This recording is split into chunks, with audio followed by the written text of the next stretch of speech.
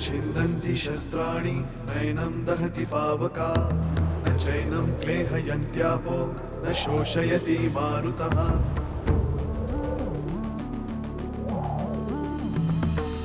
दिवसामागुन रात्र धावते सकाळ संध्याकाळ सूत्रधार जो या साऱ्याचा नावतयाचे काय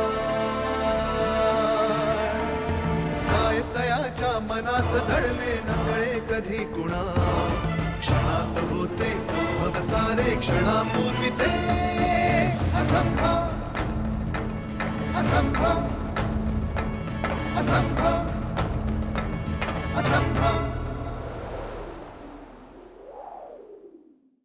मामांच्या मृत्यूपूर्वीचा सुलेखा राऊतचा कबुली जबाब मिळालाय, पण त्यामुळे तनिष्का मॅडमले जामीन मिळायची शक्यता निर्माण झाली. आधी तुझ्यासाठी डॉक्टरची अपॉइंटमेंट घेतोय. पण आता जे झालं ते झालं, आपण नव्याने सुरुवात करूया. माझ्यामुळे सगळ्यांनाच भोगायला लागते ही शिक्षा. तोपर्यंत माझ्या आणि तिच्या आयुष्यातल्या सगळ्या घटना संपल्या असतील आणि मला पार्वती संपूर्णपणे कळलेली असेल. कुसुम,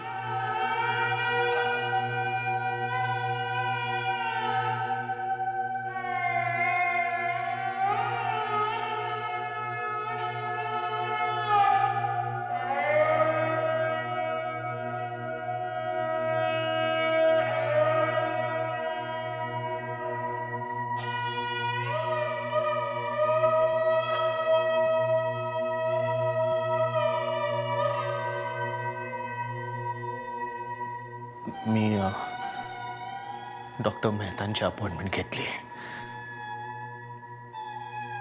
स्पीच थेरपिस्ट आहेत ते.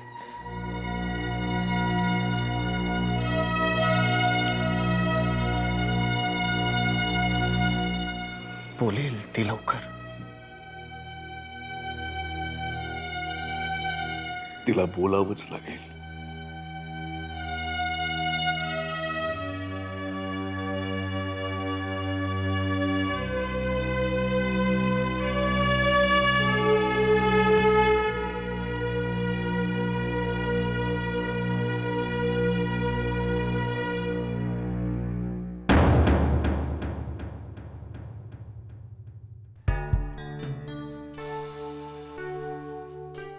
मला माफ करा इन्स्पेक्टर वजलवार.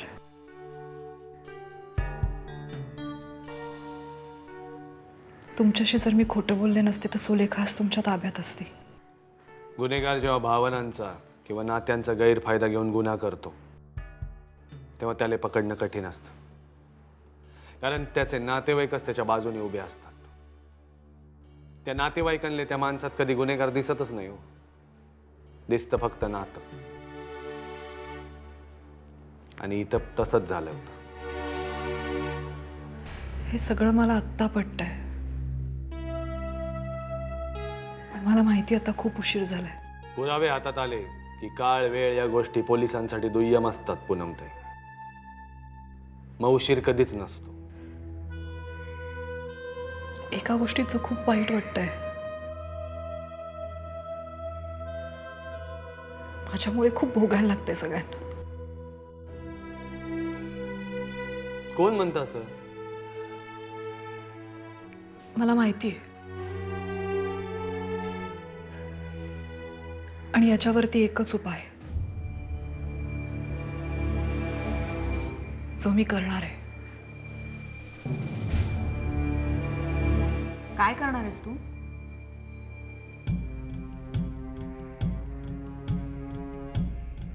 मी माझ्या घरी राहणार आहे, एकटी. काकू, तिच्याविषयी कोणालाही काही कळलं की त्याचं काय होतं हे तुला माहिती आहे आता? चांगलंच. सुलेखाचं पुढचं टार्गेट मी हे मला माहिती नाही असं वाटलं का तुला प्रिया? पण आता काही झालं तरी चालेल. उलट म्हणूनच मी हा निर्णय घेतलाय. सुलेखा मला संपवायला कधी ना कधीतरी नक्की येईल. आणि मी एकटी असेल तरच येईन.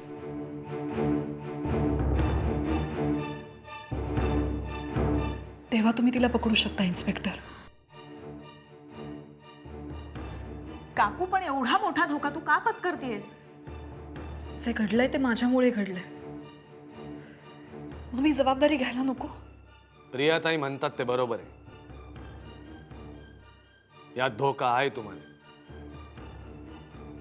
ती जर सापळ्यात अडकणार असेल तर माझ्या जीवाची मला पर्वा नाही.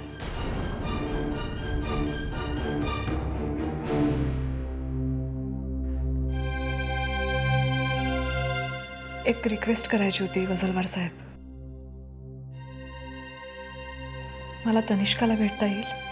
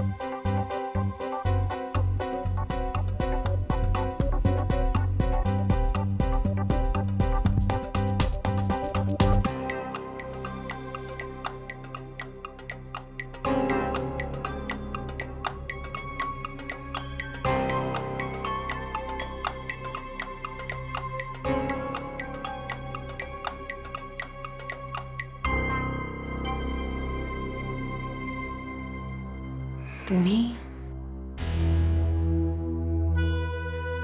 हे काय करताय तुम्ही? तुमची माफी नाही मागितली तर 2 पाप घेऊन जगायला लागेल मला.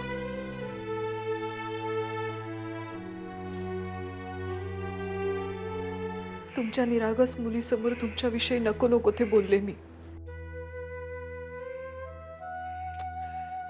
तुमचा अपमान केला, तिचं मन दुखवलं. चुकलं माझं. आणि सगळ्यात मोठी चूक म्हणजे सुलेखाच्या सगळ्या चुका पाठीशी घालून अप्रत्यक्षपणे पाठिंबा दिलाय मी तिला. चुका सगळेच करतात, पण स्वतःची चूक समजून मान्य करणं हे काही लोकांनाच जमतं.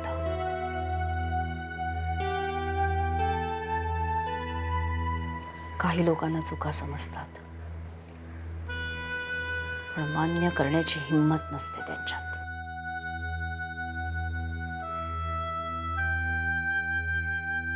विसरून जा तुम्ही हे सगळं.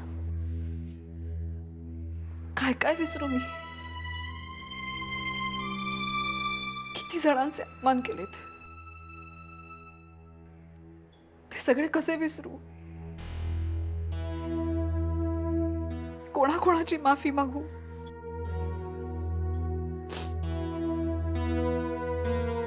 आणि त्यांनी तरी का माफ करावं मला? इतरांचं मला माहित नाही, पण माझ्या बाबतीत तुम्ही जे काही वागलात त्याला मी चूक म्हणणार नाही. कारण तुमच्या जागी दुसरं कोणी जरी असतं तरी कदाचित असंच वागलं असतं.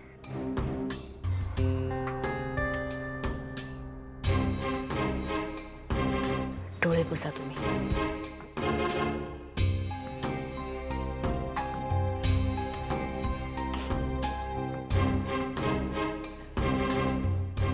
पण या सगळ्यामुळे मला जे अपराधी वाटतंय त्यातनं सुटका करून घेण्यासाठी माझ्याकडे एकच मार्ग आहे, प्रायश्चित्त घेणं. आणि ते मी घेणार आहे. म्हणजे चुका मी केल्यात त्या मीच सुधारायला हव्यात.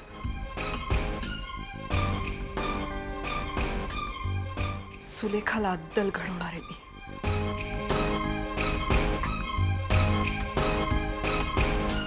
आणि हे सगळं करताना हातून एकही चूक होऊ देणार नाही. एकही नाही.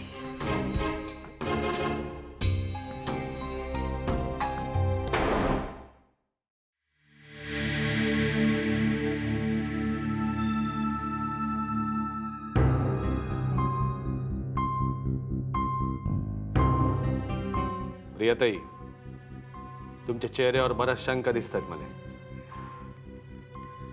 इन्स्पेक्टर, सुलेखाला पकडण्यासाठी पूनम काकू जो विचार करते तो तिच्यासाठी किती धोकादायक आहे याचा अंदाज नाहीये तिला.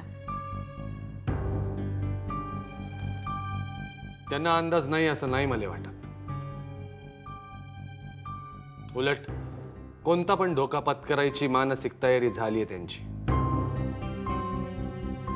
कसं असतं प्रियताई, एखादा मोठा धक्का बसला की काही माणसं कोलमडून पडतात. पण पूनमताई आणखीन कणखर झाल्यात असं मला वाटतं. मान्य आहे मला, पण जे काही सापळे रचायचे ते पूनम काकूला आमच्या घरी ठेवूनच नाही का रचता येणार? त्या जर तुमच्याकडे राहिल्या तर ती नागिन बिळातून बाहेरच नाही यायची.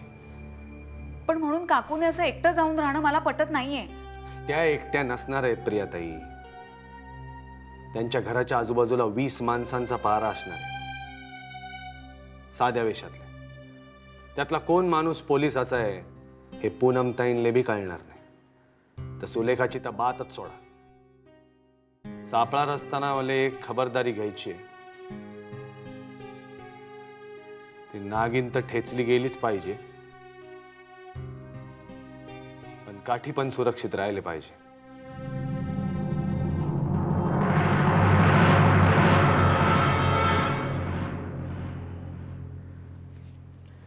कुसुमात त्याने ती क्लिप पाहिली आणि त्यानंतर तिचं बोलणंच बंद झालं. जबरदस्त मानसिक धक्का, जबरदस्त विश्वासघात झालाय तिचा. खूप काळजी वाटते रे तिची. तिला असं गप्प पाहवतच नाही. आदिनाथ, शरीरावर होणाऱ्या इजेपेक्षा मनावर झालेला आघात हा जास्त जोरात आणि खोल असतो.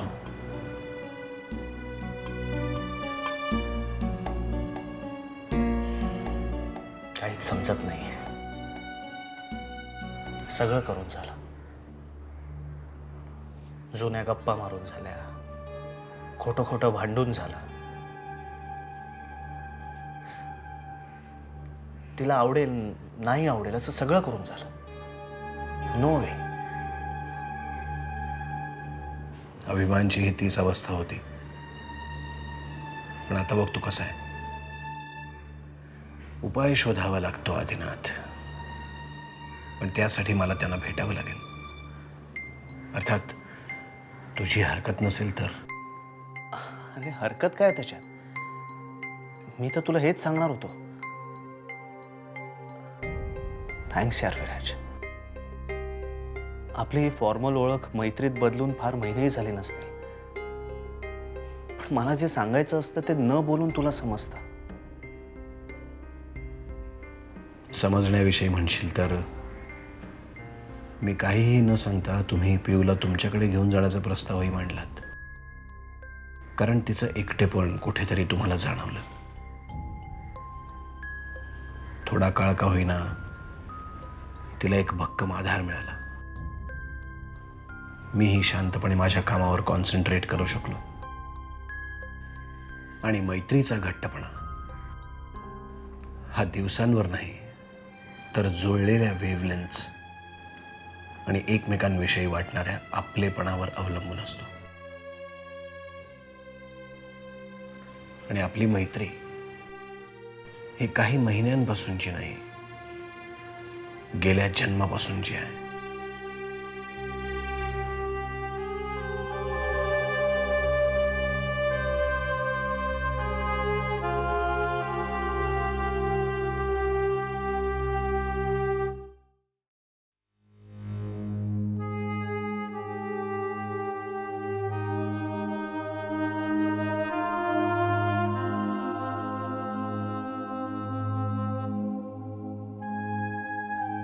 पूनम, अगं किती विचार करतेस?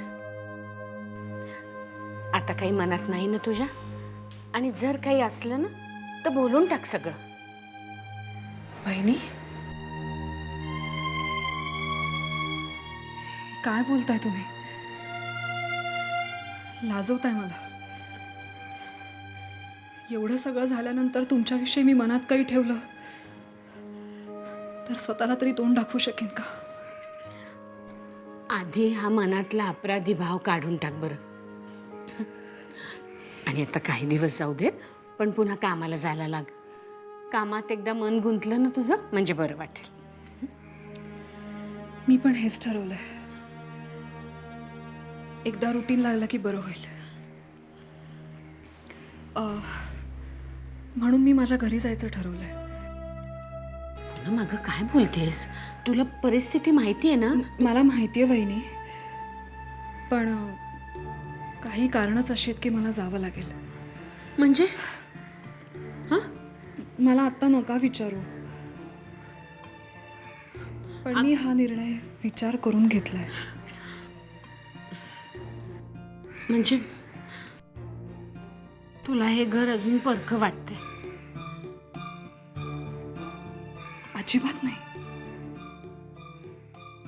उलट जितके वेळेला मी स्वतःला या घरापासून तोडायचा प्रयत्न केलाय तितके वेळेला मला या घराने आपलंसं केलंय. अगं मग तू मला परक कसं वाटेल हे घर वहिनी? उलट हक्काचं माहेर आहे माझं. मग पण मला आत्ता अडवू नका प्लीज. पूनम, मी कुसुमताईंना भेटून येते. अगं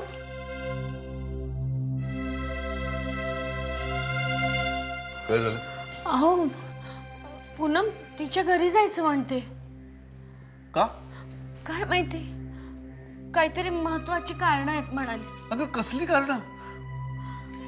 तिने तिथे जाऊन राहण्यामध्ये धोका आहे तिला कळत नाही का? बाबा एक सांगू, पूनम काकूला तिच्या घरी राहू दे एकटं. तिचं वझलवारांशी बोलणं झालंय आणि त्यांनाही ते पटलंय. सुलेखा तिच्यावरती हल्ला करू शकते. त्या वझलवारचं काय जात आहे? तो सिक्युरिटीसाठी माणसं ठेवणार आहे, सिव्हिल ड्रेसमधली. अगं मान्य आहे मला, पण विषाची परीक्षा घ्यायची कशाला मला सांग? हो ना. ती जर इथे राहिली कुठेही गेली नाही तर सिक्युरिटीची गरजच लागणार नाही ना. आणि अशी कुठली मोठी कारण तिथे जाऊन राहायला? आहेत बाबा, तसंच मोठं कारण आहे. सुलेखा कुठे लपून बसली आहे कुणालाच माहित नाही. तिला शोधण्यासाठी वेगवेगळे प्रयत्न सुरू आहेत. त्यातलाच हा एक प्रयत्न. एक प्रकारचा सापळा आहे हा सुलेखाला पकडण्यासाठी रचलेला.